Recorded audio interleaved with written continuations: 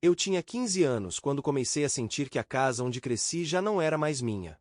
Não foi de uma vez. Foi devagar, em pequenos detalhes que, na época, eu tentei ignorar porque não queria acreditar no que estava acontecendo. Meu nome é Bruno, e eu morava com meu pai em Campinas, interior de São Paulo, desde que minha mãe morreu quando eu era criança. Sempre fomos só nós dois. A casa não era grande, mas era estável, previsível. Meu quarto era o único lugar que realmente parecia meu. Posteres colados na parede, livros jogados pelo chão, uma cama que rangia toda vez que eu virava de lado. Tudo mudou no dia em que meu pai anunciou, durante o jantar, que iria se casar de novo. Ele disse isso com um sorriso nervoso, como se estivesse esperando minha aprovação. O nome dela é Patrícia. Ela tem 2 filhos. Vai ser bom para nós. Eu assenti. Não porque estivesse feliz, mas porque não queria parecer ingrato. Patrícia se mudou algumas semanas depois com os filhos dela, Henrique, de 12 anos, e Leonardo, de 8. Desde o primeiro dia, a casa ficou menor. Mais barulho, mais regras, menos silêncio. No começo, tentei me adaptar.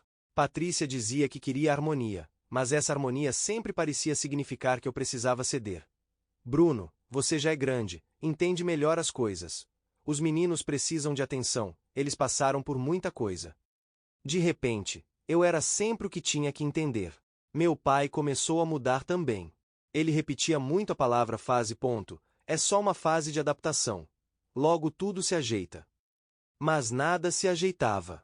Henrique reclamava do quarto que dividia com o irmão. Dizia que era apertado. Leonardo chorava à noite. Patrícia comentava, em voz alta, que não fazia sentido 2 meninos dividirem um espaço enquanto eu tinha um quarto só para mim. Eu comecei a sentir um peso no estômago toda vez que ela entrava no corredor dos quartos. Uma noite, ouvi meu nome vindo da sala. Parei no meio do corredor, encostado na parede, sem querer ouvir. Mas ouvindo, ele já tem idade para se virar, não acha? Disse Patrícia. É só por um tempo, respondeu meu pai, num tom baixo demais. No dia seguinte, meu pai pediu para conversar comigo. Sentamos à mesa da cozinha, aquela mesma onde ele sempre me ajudou com a lição de casa quando eu era pequeno. Filho, precisamos fazer um ajuste temporário. Essa palavra de novo. Temporário. Ele explicou que meu quarto seria melhor aproveitado por Leonardo. Disse que eu poderia ficar um tempo na casa da minha tia, em Sorocaba, até as coisas se organizarem. Não é nada pessoal. É só logística. Logística. Foi assim que meu quarto virou um problema. Eu olhei para ele esperando alguma defesa. Isso não é justo. Mas não veio. Só promessas vagas e um tapinha no meu ombro, como se isso resolvesse tudo. Naquela noite, deitado na minha cama pela última vez, percebi que não estavam apenas me mudando de quarto. Estavam me empurrando para fora de uma família que estava sendo reconstruída. Sem mim. Eu fui para Sorocaba numa sexta-feira à tarde, com uma mochila cheia de roupas e a sensação estranha de estar saindo de casa sem saber quando voltaria. Meu pai me deixou na casa da minha tia Sônia, prometendo, de novo, que seria só por algumas semanas. Assim que a gente se organizar melhor lá em casa, você volta. Ele falou isso sem me olhar nos olhos. A casa da minha tia era pequena, mas ela tentou fazer o possível. Arrumou um colchão para mim no quarto do meu primo mais novo, Daniel, e disse que eu podia ficar o tempo que precisasse. Mesmo assim, eu me sentia um visitante. Tudo ali tinha regras que não eram minhas, horários que não escolhi, silêncio que não me pertencia. Nos primeiros dias, eu mandava mensagem pro meu pai quase todo dia. E aí, pai, alguma novidade? Ainda estamos nos ajustando. Semana que vem a gente conversa. Semana que vem virou 2. Depois 1 mês. Enquanto isso, eu via pelas redes sociais como a nova família estava seguindo sem mim. Fotos de jantar juntos, aniversários, viagens curtas de fim de semana. Em uma das fotos, reconheci meu antigo quarto. As paredes estavam pintadas de azul, os posteres tinham sumido e havia uma cama nova, cheia de brinquedos espalhados. Meu estômago revirou. Eu perguntei diretamente: pai, meu quarto já não é mais meu, né? Ele demorou horas para responder. A gente achou melhor não mexer de novo, para não confundir o Leonardo. Confundir o Leonardo. Como se eu fosse só um móvel que podia ser realocado.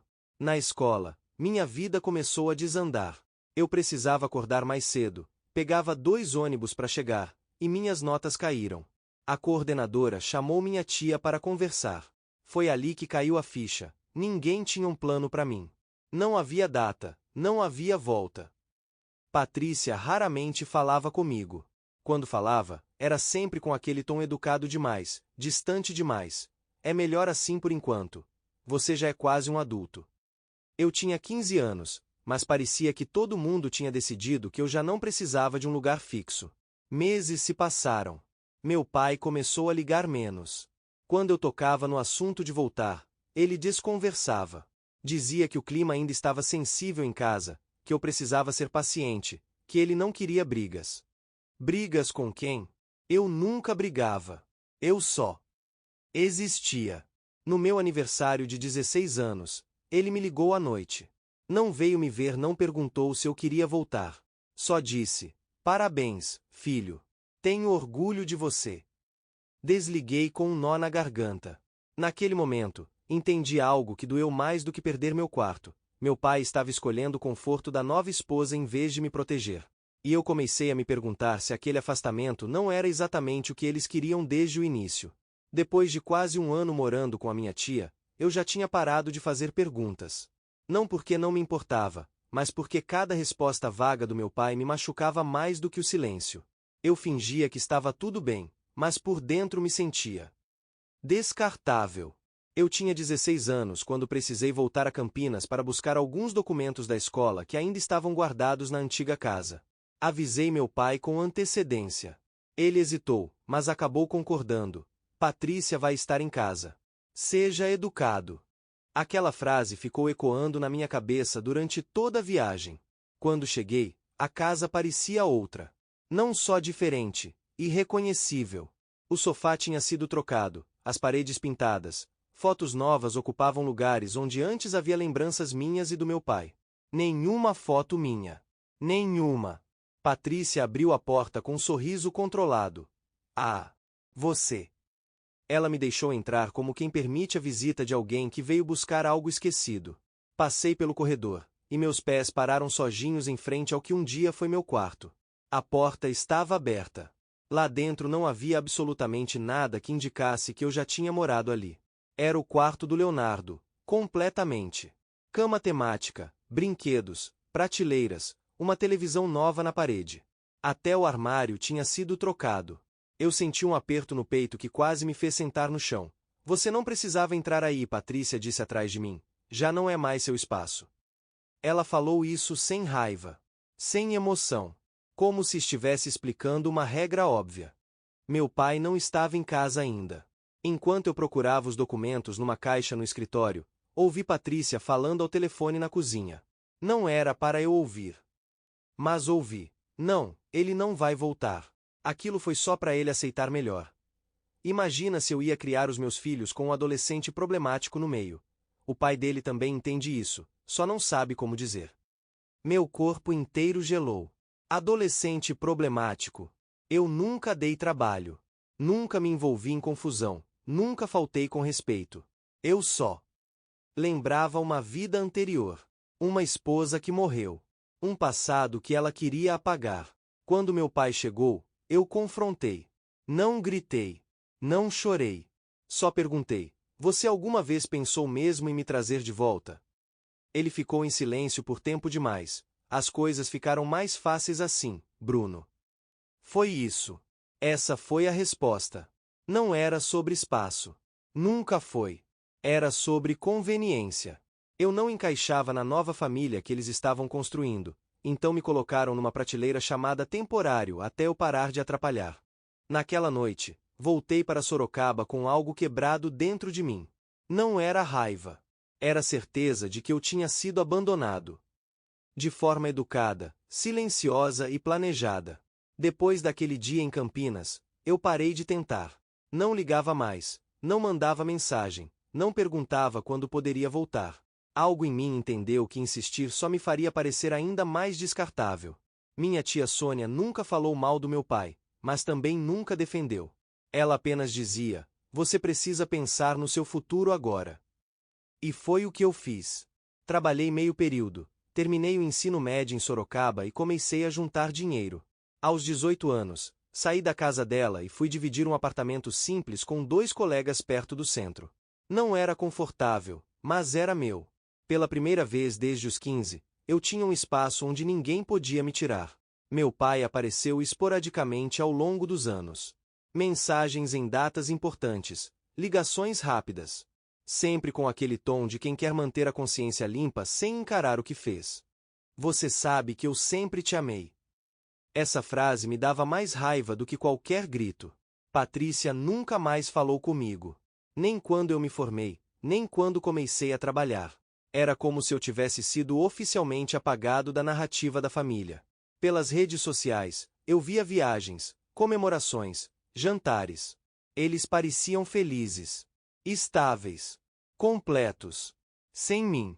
O choque maior veio quando, já com 22 anos, encontrei meu pai por acaso em um shopping. Conversa estranha, superficial. Até que ele soltou: "O Leonardo vai fazer 15 anos. Nem acredito como o tempo passa." Eu sorri por educação. Mas por dentro, algo doeu fundo. Eu pensei, quando eu tinha 15, perdi minha casa. Ele ganhou um quarto. Naquele dia, entendi que o problema nunca foi o quarto. Nem a idade. Nem a adaptação. O que me tiraram foi a sensação de pertencimento, de ser prioridade, de ter alguém que dissesse não por mim quando eu ainda era só um adolescente. Hoje, adulto, com minha própria vida e minhas próprias conquistas, eu sei que sobrevivi. Cresci. Me virei. Mas também sei que certas feridas não fecham completamente. Elas apenas param de sangrar. Às vezes me pergunto como teria sido se meu pai tivesse me defendido uma única vez. Se tivesse dito: "Esse é o quarto do meu filho." Talvez tudo fosse diferente. Ou talvez não. O que sei é que perdi um quarto. Mas ele perdeu um filho presente.